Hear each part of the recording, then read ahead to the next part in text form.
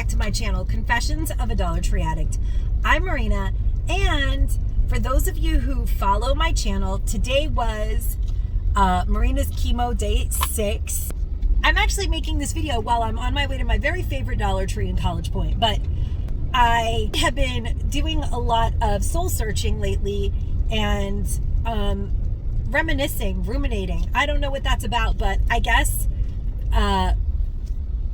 it makes sense. It's September. It's the month of my birthday month, and people always go within, I think, during their birthday month, or they implode. Some people go crazy. Who knows? As we get older, birthdays are complicated, but I actually started thinking about the TV show Sex and the City because, well, of course, when I was younger, it was a very popular show, especially in the 90s when, like, me and my friends used to sit around and watch episodes of it. But it went on until 2004, which I think maybe it's one of the best shows ever made from the 90s generation, in my opinion. But when I was young, my friends would always call me the character of Samantha, Kim Cattrall. They were like, no, you're not this Miranda or this one, or you're not Carrie. My other friend was Carrie. They were always like, you're Kim Cattrall. And, you know, the crazy thing is that on that TV show, Kim Cattrall's character actually is the one who got breast cancer. And on some level, I was very Sam. I had that type of personality. I was fun-loving. I enjoyed life. And I am the one who ultimately got breast cancer from so many people that I do know. Like, no one in my family's ever had breast cancer. It doesn't run in my family. I do know so many people in this community who have breast cancer, but it's just not something that I was commonly familiar with. And I actually did think about the fact that being told that I was Sam all those years and identifying with her on some level is like foreboding. And I was thinking about, and then I ended up watching the episode today.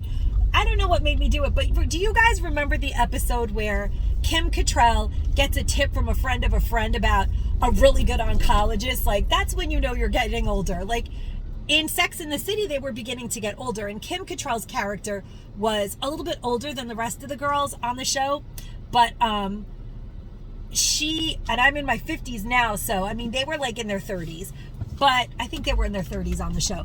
And when she found out that she had breast cancer on the show, like I was saying, she got a tip about this oncologist that was a really good oncologist, and she absolutely had to get in to see that oncologist, which is kind of what's been going on with me. Like, I've been doctor shopping straight out and finding what I want, and Kim Cattrall walks in and she's going through this whole conundrum. Okay, so then she sits down, she tries to get an appointment and she can't get one, if you guys remember the episode. And then she sits down and she tells the lady, I was told that if I sit here, the doctor may just squeeze me in. And so if you guys remember the episode, then you'll remember that she sits down and the lady next to her says, just so you know, I've been waiting since yesterday, and if anyone gets squeezed in, it's going to be me. And then Kim Cattrall asks her, you know, about sex. And then Sam decides to start talking to this lady very, you know, candidly, as Sam does. And I think that that's why people would always say that I had Sam's personality. I've always been really blunt. I don't see the point in, you know, I'm not coy. I'm a bull in a china shop. Sam was very feminine, but she was kind of very uncoy too. So, long story short, Sam tells her this whole story about Mick Jagger and her getting backstage. The lady basically tells her that she's a nun. Do you guys remember? So it's like Kim Cattrall versus the nun for the next open slot on the oncologist board, if she could get in to see the doctor. And then Kim Cattrall shows up, and then the nun shows up.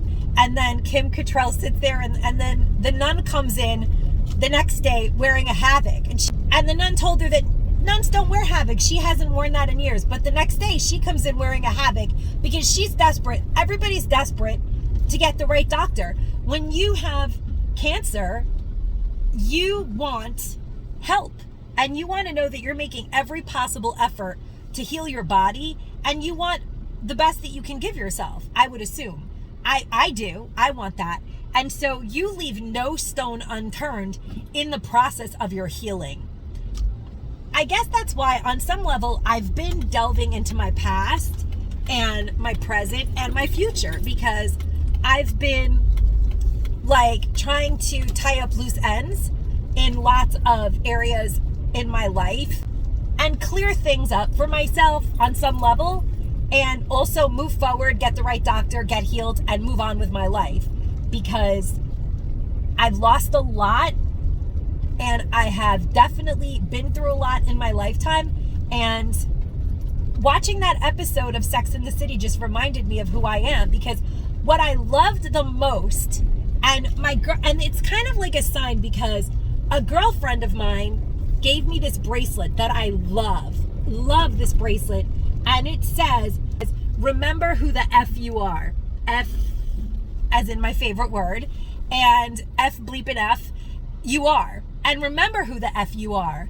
And you know who I am? I'm the person who shows up to chemo looking as good as I can, trying to make myself feel as good as I can, and showing up for myself. And I had a really good time today at chemo, at my chemo party. Today was Sex in the City day at chemo. Yup, if you could believe it. But it just brought me back to who the F I am.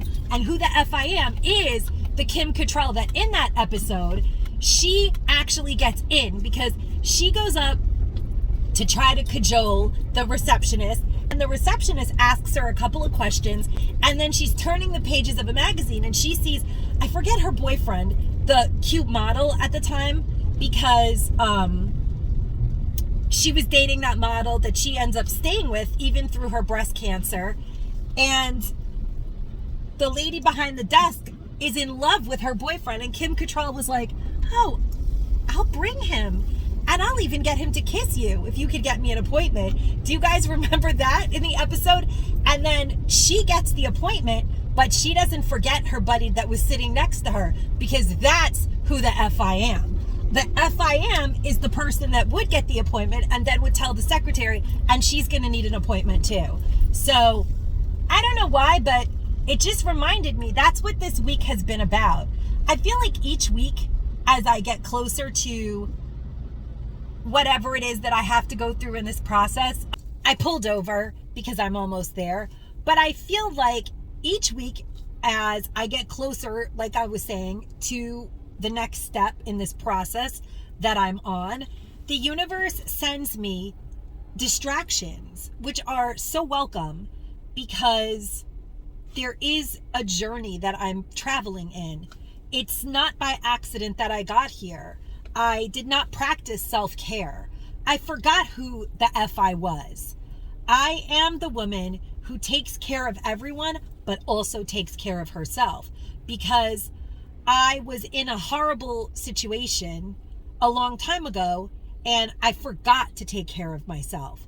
But we quickly forget when we're in crisis and we regress. So when my husband got sick and things became so unmanageable, the first thing I did was do the right thing, because I do try to do the right thing these days. Maybe I didn't always when I was younger, but I definitely became much more conscientious as I got older. And I mean, like you guys know, I have supported many women through leaving domestic violent situations, and part of that was a growth experience as well. So regardless, week 6 of chemo really is remember who the bleep you are. Remember who the F-bomb you are.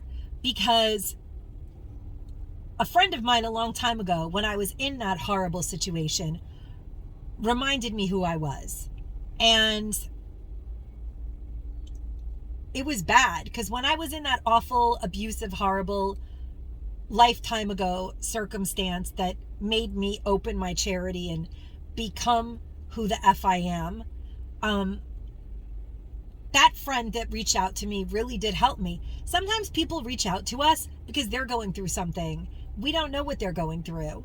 And it did make me also realize that, because in life, most things that happen, they happen inside of us. Meaning that there's not really always a reason why things are happening other than that someone has something going on inside of them. They connect to you. We're all connected. The whole universe is connected. I truly believe that. That's why I believe in prayer. I believe in a creator, and I believe that we're all connected and we have power to pray and heal each other with that powerful prayer to the creator. Like, I really believe that. And so I truly believe in the power of positive energy. That is 100% true. So, that happened to me a long time ago, where the person who reminded me who the F I was unknowingly saved my life. Because I remember thinking, who the F am I? How did I get here? What am I still doing here? I'm not going to let him get custody. I'm going to fight and I'm going to get out of this situation. And you know what? I'm going to take people with me. I'm not going to let other women ever have to go through what they went through.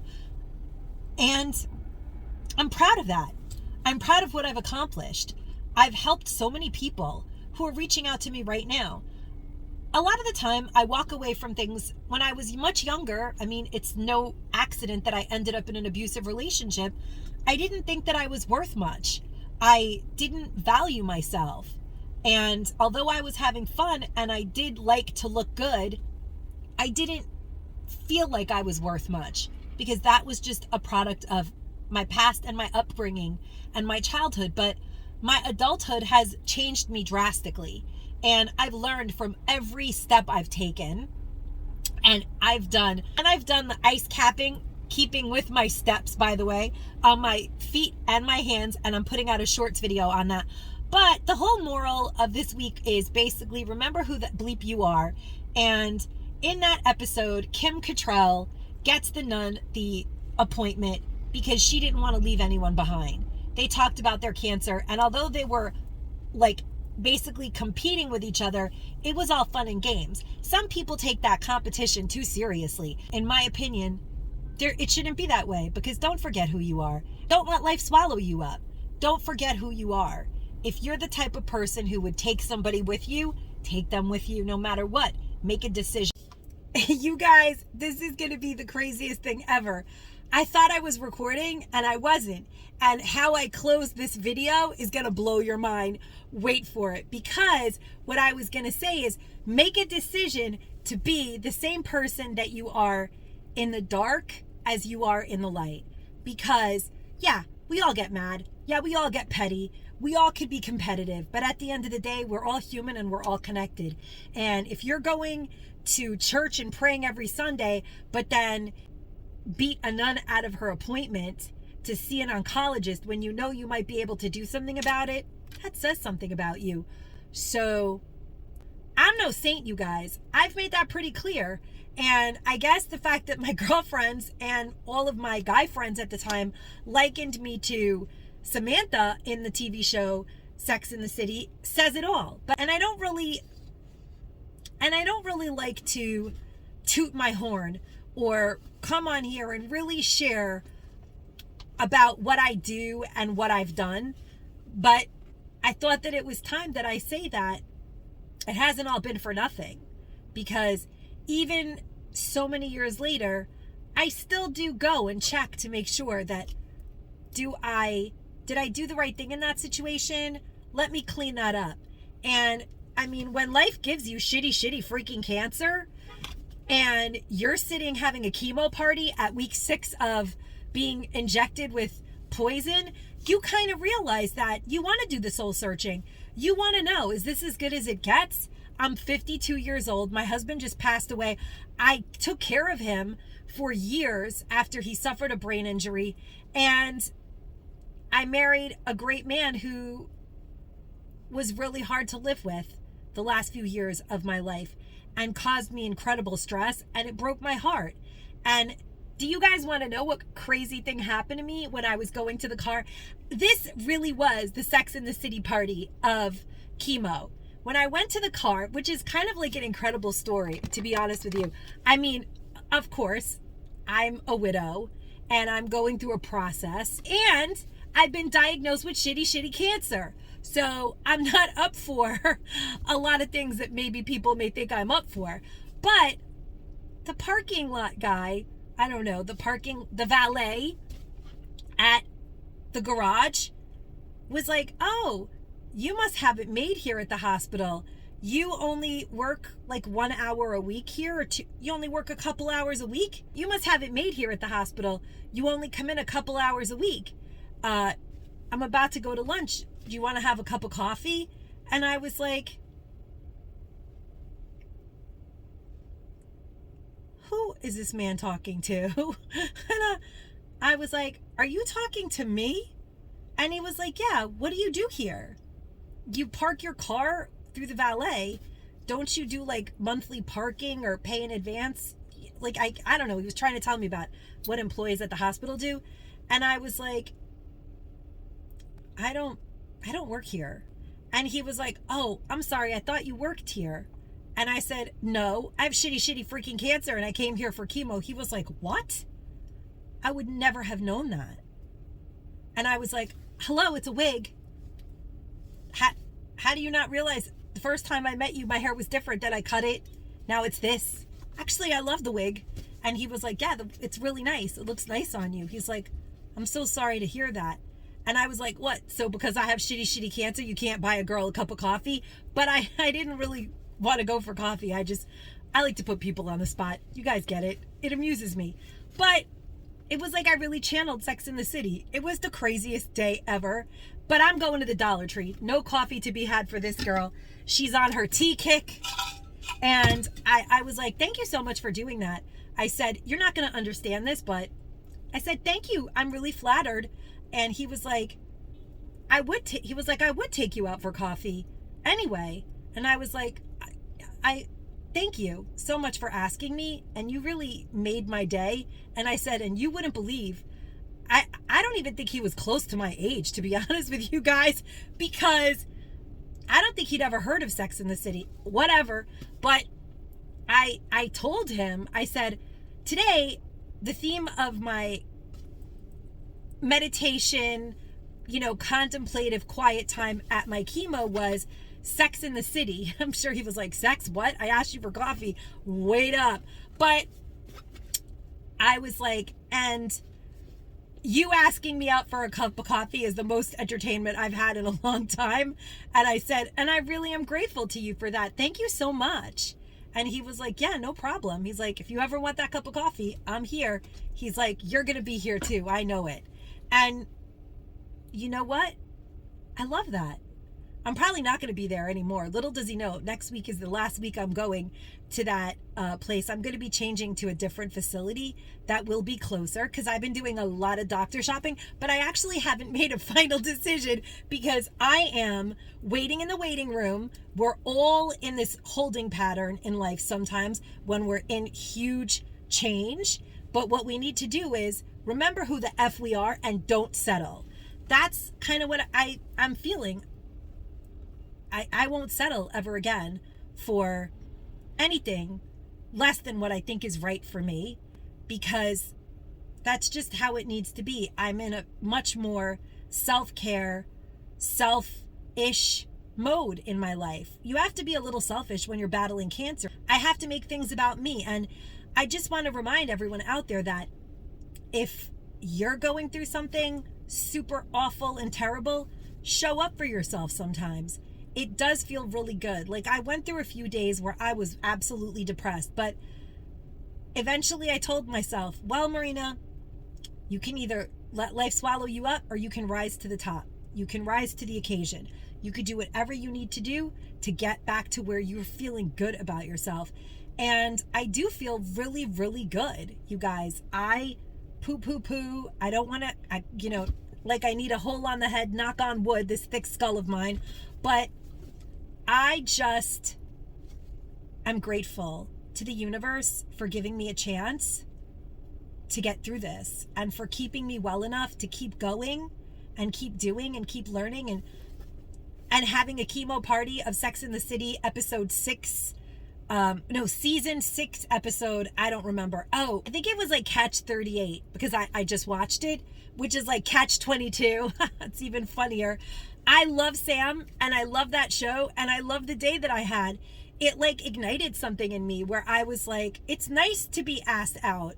It's nice to be treated like a woman. When you lose your husband and you are going through hell, sometimes you need the balance of that male-female energy. And it was just nice. It was nice to remember who the hell I am and remember that I would help somebody get an appointment or I would steer someone in the right direction. And that's why I make these videos, because if there's anyone out there who's struggling to get through this, we can do it. We can do it. It's not easy. I'm not going to tell you guys that I feel great every day. I would be lying. I would be lying. You guys have to know that I have my moments, but my meditation has really been helping me. I have been going deep into meditative states where I'm like asking the universe for healing, and the universe is giving me all sorts of directions to go in and just helping me go from step by step. And I got like a pedicure to welcome my ice capping for my hands and my feet. Well, it's not called ice capping. It's icing my hands and feet so I don't get neuropathy, which is so weird, but I love the whole idea of it and it makes so much sense. And this week, the doctor finally staged me at stage 3. But stage 3 is just a number, just like so many things are just numbers. Meanwhile, I'm very, very lucky that I have neo-adjacent therapy from this doctor, because they started my chemo and the lump that I originally had in my breast that I found is practically gone. The doctor can't even find it. And I still have 6 more rounds of what I like to call baby stepping chemo, which is not so baby stepping because I am kind of bald like a baby under here. So I guess it's way, way, way baby stepping. But I'm then going to be going through a very hardcore, heavy duty chemo that people have told me is a damn doozy. And your girl is doing everything in her power to eat healthy and get through that, because it's going to be a biatch, and I'm gonna get through it, whatever it takes, because I have a son and I have a future and I want to enjoy it. But she did tell me that it's 100% curable. Nobody really knows what the truth holds. Nobody really knows what the future holds, but you guys better believe I'm gonna do the best that I can to come out of this as good as possible, because sometimes in life the unknown is as good as it gets. And that is something that has been reminded to me lately too. As good as it gets, you don't have to stay as good as it gets. I don't settle in life. And I remember who I am. So, with all of that having been said, my friends, that concludes episode 6 of Marina's Chemo Party, Sex in the City, Kim Cattrall versus the Nun. Everybody wins. You can always choose the win-win situation, which has actually come up many times in my life. And that's why I believe that the universe will take care of me. It is dark now because I went into the store. I found some awesome things, you guys. And then I realized that the video hadn't been recorded. And I was like, oh, let me record it and let me get the heck home. And as always, my friends, stay safe and stay savvy. Bye-bye. I love you guys.